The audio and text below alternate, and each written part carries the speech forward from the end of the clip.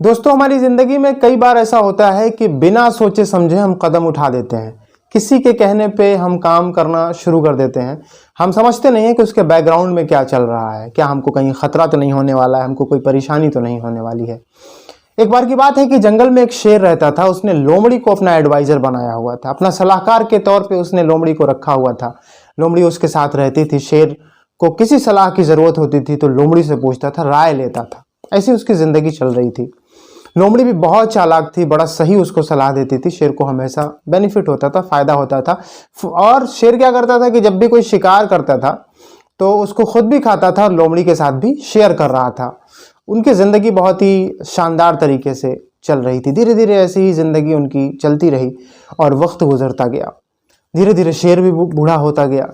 एक बार की बात है कि शेर बीमार पड़ गया और अब वो शिकार करने के लिए बाहर नहीं जा सकता था, इसलिए कि वो बहुत ओल्ड भी हो गया था और वो बीमार भी हो गया था। इस वजह से वो बाहर शिकार करने नहीं जा पाया था। उसने लोमड़ी से कहा कि अब हमारे खाने का बंदोबस्त कैसे होगा। लोमड़ी ने उससे पूछा कि कुछ न कुछ व्यवस्था तो करनी पड़ेगी, इसलिए कि आप बीमार हैं और मैं कुछ ला नहीं सकती बाहर से। तो शेर ने कहा कि ऐसा करो कि चिंता का कोई विषय नहीं है, तुम बाहर जाओ और किसी जंगली जानवर को, जो भी जंगल में रहते हैं, उनको किसी बहाने बेवकूफ़ बना के यहाँ तक ले आओ। लोमड़ी को ये विचार अच्छा लगा। लोमड़ी बाहर गई और वहाँ उसने क्या देखा कि एक गधा कहीं पे चल रहा था। गधे से लोमड़ी ने कहा कि साहब कैसे हैं आप, चलिए आपको शेर राजा ने बुलाया है। आपकी आवाज़ बहुत तेज़ है और वो आपको पहरेदारी पे रखना चाहते हैं। आपकी आवाज़ के कारण जो है उन्होंने आपको सेलेक्ट किया है, आपको पहरेदारी पे रखना चाहते हैं कि आप जंगल की पहरेदारी करेंगे।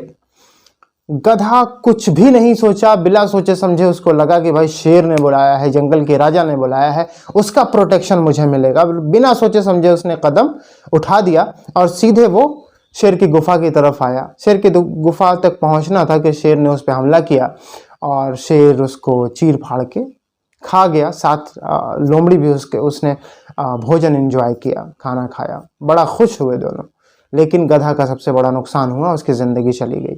ऐसे ही हमारी ज़िंदगी में भी कहीं से कोई हमको इन्फॉर्मेशन मिलती है, कुछ भी ऐसा होता है कि हमसे कोई कहता है कि वहाँ इतना पैसा मिल रहा है, वहाँ बिना काम किए पैसा मिल रहा है। हम बिना सोचे समझे उसमें या तो इन्वेस्ट कर देते हैं या तो खुद वहाँ पहुँच जाते हैं और फलस्वरूप हम उस ट्रैप में फंस जाते हैं।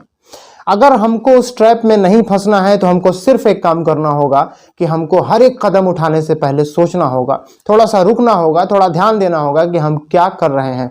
हम जहां इन्वेस्ट करने जा रहे हैं वो इन्वेस्टमेंट की जगह है कि नहीं, हम जो कदम उठाने जा रहे हैं इसका परिणाम क्या होगा, ये हमको सबसे पहले सोचना पड़ेगा। अगर हम सोच के काम करेंगे तो उस गधे जैसा हाल हमारा बिल्कुल भी नहीं होगा। दोस्तों, आज की कहानी आपको कैसी लगी कमेंट बॉक्स में लिख के ज़रूर बताइएगा।